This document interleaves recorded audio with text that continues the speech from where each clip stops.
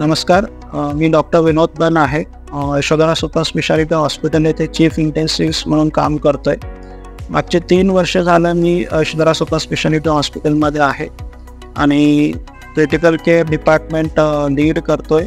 माझ्या अंडर वेल qualified team आहे. Yashodhara super speciality हॉस्पिटलचा जो ICU आहे लेवल 2 ICU आहे. इथं कॉम्प्लेक्स प्रोसिजर्स, कॉम्प्लेक्स पेशंट्स आणि all type of life supports दिले जातात पेशंट्सना आणि 24/7 लॅब बॅकअप आहे.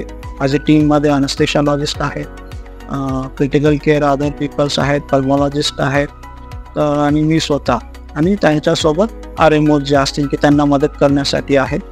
आमच्याकडे उत्तम अशी इन्फेक्शन कंट्रोल प्रॅक्टिस फॉलो केली जाते, ज्यामुळे कमीत कमी इन्फेक्शन होऊन पेशंटचं आउटकम चांगलं होतं. इन्फ्रास्ट्रक्चरच्या बाबतीत बोललात तर आपल्याकडे सगळे ॲडव्हान्स इक्विपमेंट्स आहेत. त्यासोबत व्हेंटिलेटर्स हे सगळे ॲडव्हान्स आहेत. मॅकवे ventilator, GE ventilators, portable ventilators आपल्याकडे अवेलेबल आहेत, जे क्रिटिकल पेशंट्सच्या ट्रान्सपोर्टेशनसाठी किंवा इमर्जन्सीसाठी वापरल्या जातात. हे जे एम्पॅनल जे दिसतात आपल्याला बेसिकली त्यामध्ये अँटीबायोटिक सेन्सिटिव्हिटी एक रन होतं, इलेक्ट्रिकल आहे, ज्यामुळे हे cross infection patient to patient avoid होतं.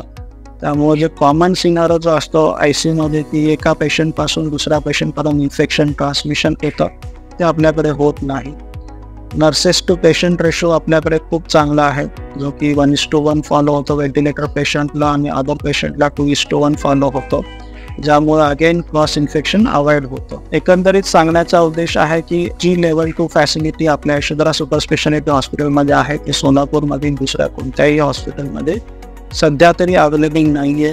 त्या रुग्णांना आवर्जून विनंती आहे, ज्यांना गरज आहे त्यांनी यशोधरा सुपर स्पेशालिटी हॉस्पिटलमध्ये यावं, भेट द्यावी किंवा ज्यांचे नातेवाईक क्रिटिकल अवस्थेत आहे त्यांनी या सर्व्हिसेसचा लाभ घ्यावा ही विनंती.